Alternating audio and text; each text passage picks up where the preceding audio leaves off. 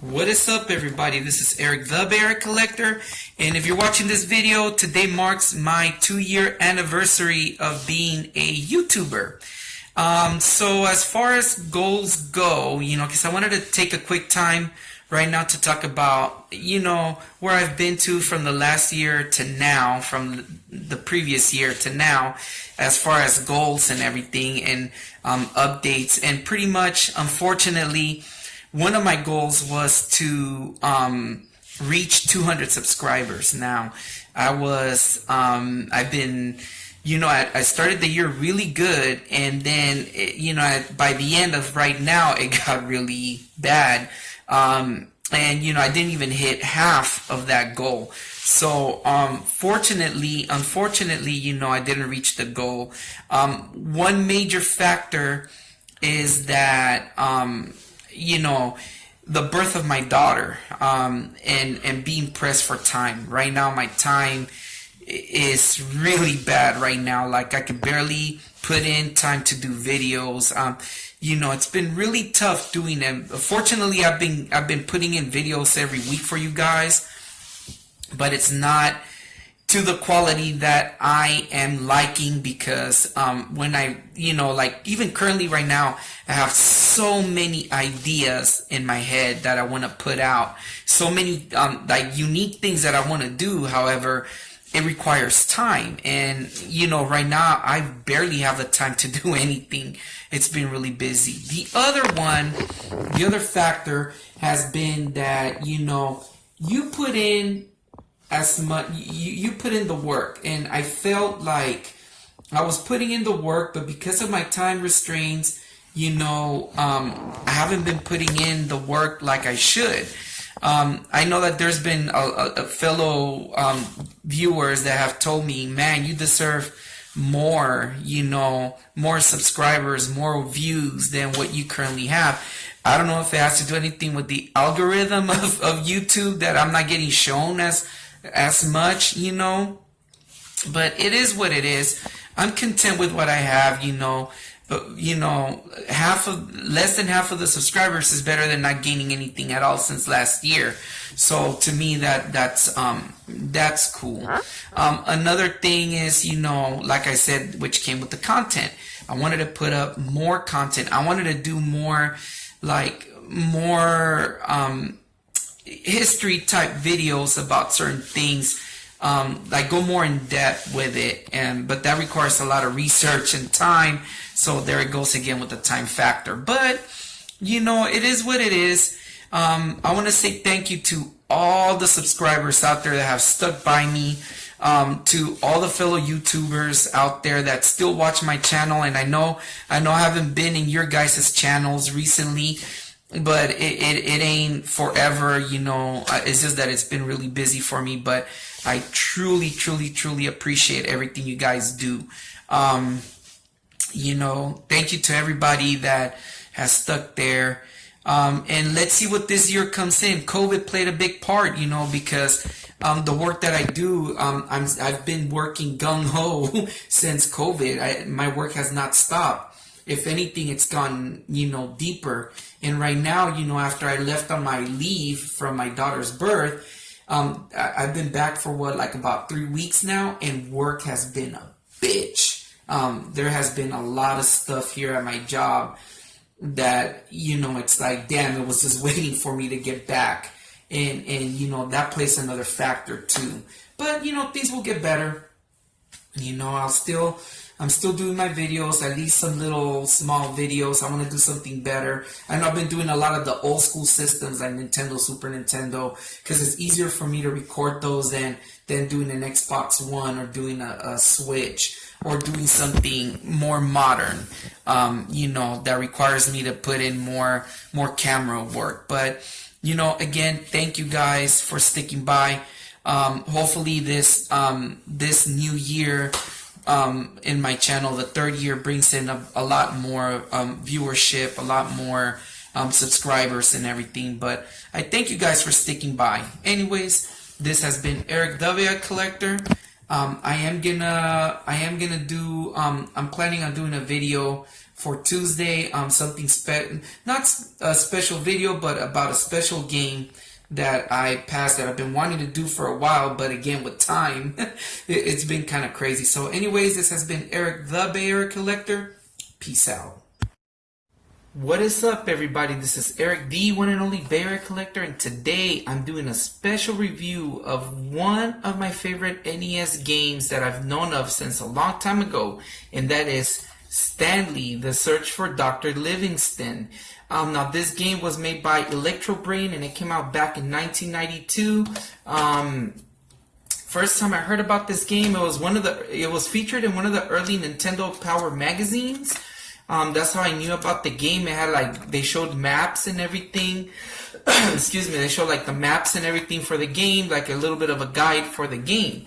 Now, it came out in 1992 by Electrobrain, and it's basically loosely based on the story of Livingston, the story about Stanley in search of Dr. Livingston, which happened back in the late 1800s. It was based on a real life event where Dr. Livingston went missing, and then a reporter named Stanley went out to go search for him in Africa. So basically, how I got this game was very interesting because, first of all, I've known about this game for a very long time. During the early 2000s or mid 2000s, I played it in an emulator, got halfway through it. It's a very, very challenging game. So then I finally said, screw it. I gave up on it. And I said, I won't play it anymore until I get a physical copy. Now, physical copies of this game it's not a very common game. Believe it or not, it's kind of, you can say it's up there in the borderline of a game too expensive to own. Right now, a copy you can net a copy of a game between $35 to above $50 to $60, especially with the instructions. Now, the way I got this game was very interesting. Back last year, in April of 2019, I've been searching for this game for quite some time, and I was running into bids on eBay, and I was bidding on the game, but I kept losing. And then finally, there was this game that I bought it was going on sale for like $36 with instructions just the way it is. One of the reasons why it was going so cheap was because of the label being a little bit loose, but that's not a big deal. So anyways, it was going for that much, and then finally I said, okay, I'm just gonna buy it how it is. It's worth it. I don't know how long it's gonna stay cheap. So anyways, I got it. So after a week, I received the package, and it ended up being a Guitar Hero dongle that you use to plug in the Guitar Hero guitars, and I was pissed off, right? So I contacted the seller, and he said, oh, I'm so sorry.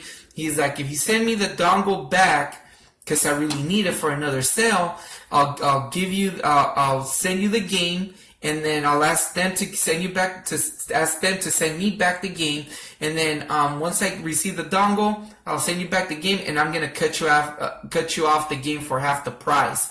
And I said, oh well, yeah. So anyways, very excitedly, I sent back the dongle and the game. I actually got this game for half off, so it cost me about $18. And man, it was worth it. I was excited to own it. One of the games that I've been searching for many years, and the book is in good condition. So yeah. So going back to the game, it's a 2D side-scrolling platformer. Picture it kind of like Pitfall. One of the interesting things is that in order for you to clear a stage or a level or an area of the game, you have to go from the left to the right or from the right to the left, but you have to go across the whole stage. Otherwise, if you start a stage and then you exit back the way you came, you won't clear the level. That's the interesting part. And once you clear the level, you have this big map screen that looks like this. I printed out from Game FAQs, very useful guide and map. Sorry, it's in black and white, but you start off right about there in that square. That's actually Port Harkin, which is a real city in Africa. You start off there, and then you gotta look for the oh my goodness, for the grappling hook. Without the grappling hook, it'll be almost impossible for you guys to play the game. So the grappling hook is just located above the main start point, and then the next weapon you want to get is the machete, which is somewhere around this area. Around, see right there where the machete's at. That's where it's located, and you have different weapons that you get. You get several different weapons that you use to deal with the enemy. Sometimes the best technique would be to just run and just avoid it and just get the items that you need, because there's some items you need. Otherwise, you won't make it far. You got to make it to this area where the main palace, or not the main palace, but the main pyramid or temple. Sorry, the main temple is at. And at the same time, you gotta locate certain stones in order to go in there. Just go ahead and frequent the FAQ, games FAQ. Here's the link if you get, or just type it in, and you guys can go ahead and look at the guide on the map. The map is very useful. Thanks to Fire Guts right here. He's the one who made it. But yeah, and that's how the levels work. Very, very, very difficult game. I suggest you guys use some type of cheats, infinite lives and infinite health at least, because otherwise you guys are gonna be like all struggling. You'll see in my gameplay that I'm gonna show you in a minute, didn't get that far where I was just kept dying, and then I just gave up for now in sake of not making the video so long. But anyways, Stanley: The Search for Dr. Livingston for the NES. I believe it's a hidden gem. Really fun game, adventure 2D platformer. Definitely, if you guys find one in the wild, it's worth the money. If not, play it as an emulator, because you also, another useful thing is to use game saves. But anyways, I'm making this little episode because to commemorate my 2-year anniversary as a YouTuber. This game is a lot of fun, nonetheless, even though it's difficult. Give it a shot. Anyways, this has been Erik, the Bear Collector. Peace out.